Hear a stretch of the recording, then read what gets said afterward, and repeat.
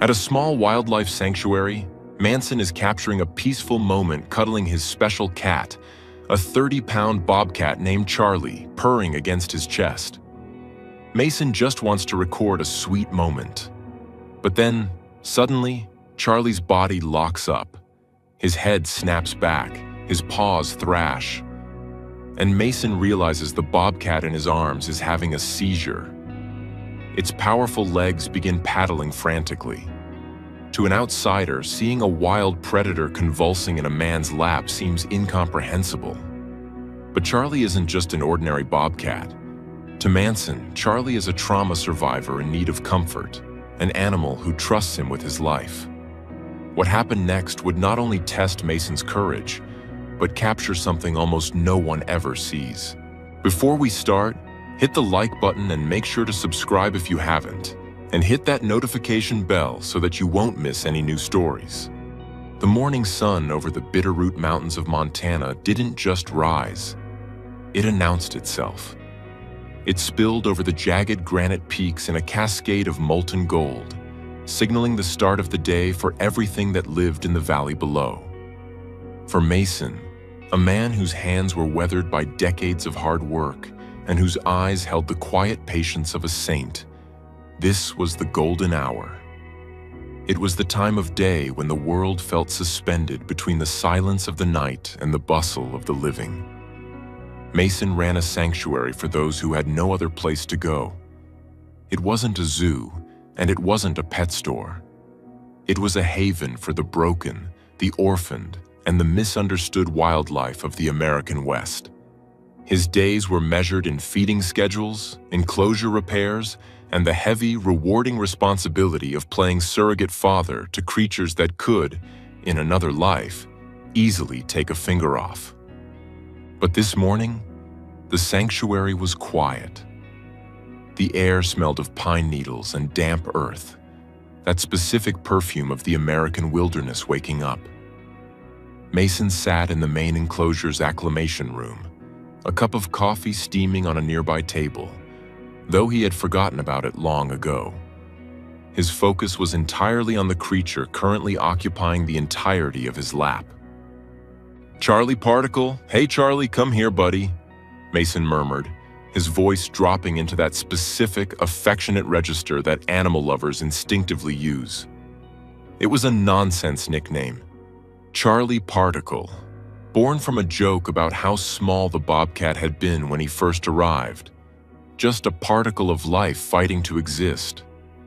Now Charlie was no particle. He was a substantial weight, a beautiful specimen of Lynx rufus. His coat was a tapestry of tawny brown and black spots, designed by nature to disappear into the underbrush. His ears, tipped with those signature black tufts, swiveled like radar dishes, catching the sound of a distant jay. But despite his wild heritage, despite the genetic code that screamed predator, Charlie was currently melting into Mason's flannel shirt like a domestic house cat seeking warmth. Mason had his phone out. It was a rare, quiet moment, and the morning light hitting Charlie's fur was too perfect not to document. He often recorded snippets of their life to share with the small community of supporters who helped keep the sanctuary lights on.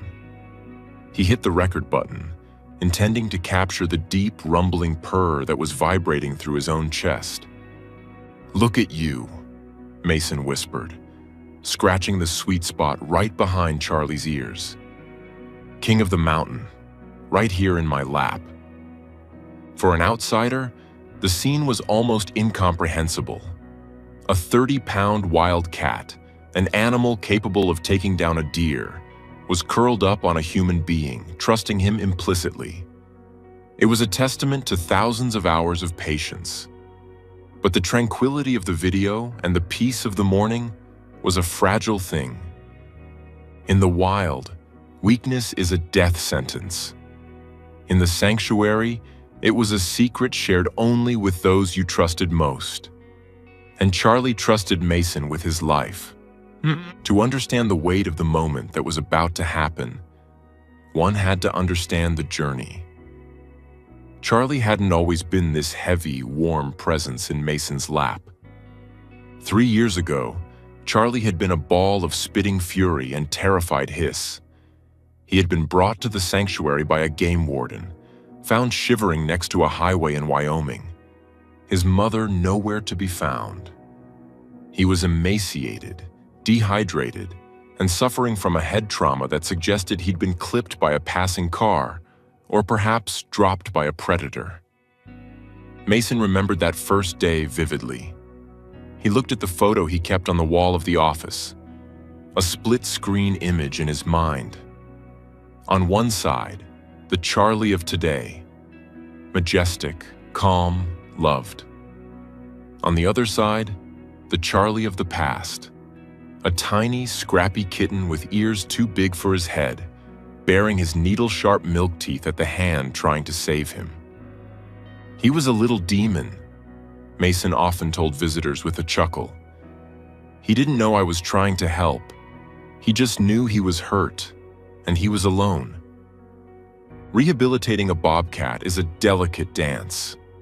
Usually the goal is to keep them wild, to limit human contact so they can return to the forest where they belong. But Charlie was different. As the weeks turned into months, the effects of his head trauma became apparent. He had neurological deficits. His reaction times were just a fraction too slow for hunting. He sometimes lost his balance when climbing. The diagnosis was heartbreaking but clear. Charlie was non-releasable. If Mason turned him loose, he would starve, or worse, fall prey to a coyote or a mountain lion within a week. "So, you're stuck with me, kid?" Mason had told the kitten one snowy evening. That was when the relationship changed. Since Charlie couldn't go back to the wild, Mason had to become his world. They moved from the hands-off protocols of rehabilitation to the hands-on intimacy of lifelong care. It took a year for Charlie to stop flinching when Mason entered the enclosure. It took 2 years for him to solicit attention. And now, in year 3, he was a lap cat. But the neurological damage that kept him from the wild wasn't just about coordination. It was a ticking clock in his brain, a storm cloud that lived behind those golden eyes. Mason knew it. He lived with the anxiety of it every day. He knew that the wiring in Charlie's brain was fragile. They had managed it with diet, with stress reduction, with supplements. They had gone months without a major incident. Mason had almost let himself believe that maybe, just maybe, Charlie had outgrown the worst of it. He was wrong. The video on Mason's phone was still rolling. The time counter ticked past 10 seconds, then 20. The sunlight was warm. The purring was steady. Then, the atmosphere in the room shifted instantly. It wasn't a sound. It was a feeling. The heavy, relaxed weight of the bobcat in Mason's lap suddenly went rigid. "Charlie?" Mason said, his voice lifting in a question. The bobcat's head snapped back. His eyes, usually so bright and focused, glazed over, staring at something Mason couldn't see. The rhythmic rise and fall of his breathing stopped, replaced by a terrifying suspension. Suddenly, the calm routine was shattered. "Charlie's having a seizure," Mason said. Ideally, he would have sounded clinical, like the professional he was. But in the recording, his voice cracked. It was the sound of a father watching his child in pain. The seizure didn't start with a whimper. It started with violence. Charlie's muscles contracted all at once. The powerful legs that could propel him 10 feet into the air began to paddle frantically against Mason's chest. His jaws clamped shut, and his neck arched back in an unnatural, agonizing curve. The caretaker reacted instantly, registering the unexpected timing while trying to comfort the animal. He didn't jump up. He didn't drop the cat. He didn't run for help. There was no help to run for in these first critical seconds. The only help Charlie had was the man holding him. "It's okay." "Oh, buddy." "Okay, Charlie." "Oh," Mason stammered. The words were meaningless, a mantra of comfort spoken more for himself than the cat. He knew Charlie couldn't hear him right now. Charlie was trapped inside a lightning storm in his own brain. The camera was already open, a rare coincidence. Mason realized his phone was still in his hand, recording the ceiling, then the wall, then a blur of fur as he moved to secure the thrashing animal. "This is the first time I've ever caught Charlie having a seizure on camera," Mason noted later, his voice thick with emotion when he reviewed the footage. He hadn't planned to show this side of sanctuary life. People liked the cute photos. They liked the majesty. They didn't like the grim reality of neurological damage. But this was the truth. "I just so happened to have my phone open when it happened," he would explain. But in the moment, the phone was forgotten, placed hastily on the bench beside him, the lens still capturing the scene. The seizure began while Charlie was in the safest place he knew. "He was laying in my lap," Mason whispered, his hands moving to cup Charlie's head, protecting it from banging against the hard wood of the bench armrest. It is a terrifying thing to hold a predator during a seizure. A bobcat has claws that are retractable but razor-sharp and teeth designed to shear flesh. In the throes of a grand mal seizure, the animal has no control. He is not Charlie anymore. He is a whirlwind of muscle and bone. Mason risked serious injury just by holding on, but he didn't let go. If he let go, Charlie would fall to the concrete floor. He would hurt himself. "I see the chaos of it," Mason murmured, watching the erratic jerking of the animal's limbs. Time distorts during a medical emergency. What was likely only 45 seconds felt like an hour. The beautiful face of the bobcat was contorted. The prompt and quiet dignity of the animal vanished, replaced by a visceral, ugly suffering. The owner explained later to the vet that during these episodes, the bobcat effectively abused himself. He didn't mean it intentionally, of course. It was the electricity in his brain firing blindly, causing him to bite his own tongue, to slam his limbs against obstacles, to thrash with such force he could tear a muscle. And then there was the saliva. Charlie began to drool excessively. Thick, ropey strands of saliva foamed around his mouth, dripping onto Mason's jeans, soaking into the flannel shirt. It was a messy, undignified symptom, one that stripped the animal of his majestic aura and left him looking like a sick, vulnerable child. Mason didn't flinch away from the mess. He used his thumb to gently wipe the foam away from Charlie's nose, ensuring the cat could breathe. "Charlie, oh boy, are you okay?" Mason asked, his voice trembling. For a second, the thrashing stopped. Charlie's body went limp, a heavy dead weight in Mason's arms. Mason took a breath, thinking it was over. But then the muscles seized again, harder this time. "We're not done yet, okay?" Mason realized, adjusting his grip. He wrapped his arms tighter around the bobcat's torso, creating a living straitjacket. It wasn't to restrain him, it was to ground him. It was a technique known as deep pressure therapy. He was trying to tell Charlie's nervous system that he was here, he was held, he was safe. The scene captured by the erratic camera angle was heart-wrenching. The morning sun was still streaming in, indifferent to the suffering. The dust motes were still dancing in the light. And in the center of the frame, a grown man was rocking a convulsing wildcat back and forth, whispering prayers into its fur. It highlighted the cruel paradox of nature. This animal was designed for power, for stealth, for independence. And yet, here he was, betrayed by his own biology, completely dependent on the compassion of a human to survive the morning. Mason looked at the animal's eyes. They were wide, terrified, and unseeing.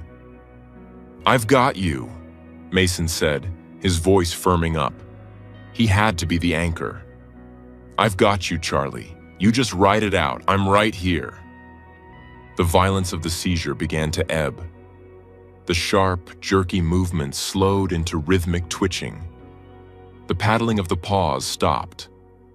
Charlie let out a low, confused moan, a sound that was neither a growl nor a meow, but a sound of pure confusion. The worst was over. Now came the confusion. When a seizure ends, the brain doesn't just snap back to normal. It enters a post-ictal state. The neurons are exhausted, depleted of energy. The animal is often blind, deaf, and profoundly confused.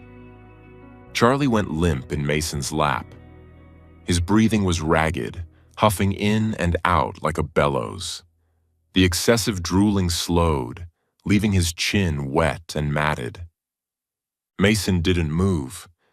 He knew that Charlie wouldn't recognize him yet. If he moved too fast, Charlie might bite out of fear, thinking he was trapped by a predator. So Mason sat perfectly still, letting his heartbeat serve as a metronome for the recovering cat. "You're back," Mason whispered softly. "You're coming back to me." He reached for a towel he kept nearby for these instances and gently began to clean Charlie's face. He wiped the saliva from the whiskers. He checked the mouth to make sure Charlie hadn't cracked a tooth or bitten through his tongue. The camera was still running, capturing the heavy silence that follows a storm. Charlie lifted his head. He looked around the room, his eyes trying to focus. He looked at the window. He looked at his own paws. And then, he looked up at Mason. The recognition wasn't immediate, but it was there. The wild panic in the eyes faded, replaced by a weary softness. Charlie let out a breath that sounded like a sigh and dropped his head back onto Mason's chest. Despite the chaotic nature of the medical event, the owner remained steady, providing continuous comfort. Mason stroked the long back of the cat, feeling the tremors slowly fading from the muscles. "You scared me, Particle," Mason said, a sad smile touching his lips. "You really scared me today." He looked at the phone, realizing it had captured the whole thing. He debated deleting it. It was raw. It was painful. It showed the ugly side of rescue work, the heartbreak that comes with loving something that is broken.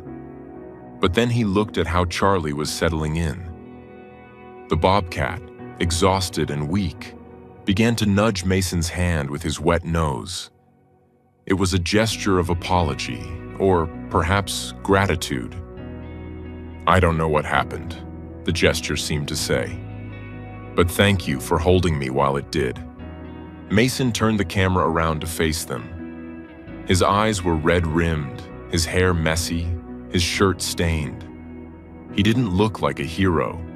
He looked like a tired man doing a hard job. "He's okay," Mason said to the camera, his voice raspy. "He's coming out of it. He's exhausted." He looked down at the bobcat. The love remained unconditional. It didn't matter that Charlie was broken. It didn't matter that he required thousands of dollars in vet bills and endless worry. It didn't matter that he could never be wild. He was family. Concluding the video, Mason made a promise to the animal in his arms. He knew Charlie needed to be groomed. It was how cats bonded and soothed themselves after trauma. Since Charlie was too tired to groom himself, Mason would help him feel clean and loved. "I'm gonna give him some licks at least," Mason said, using the shorthand of the rehab world.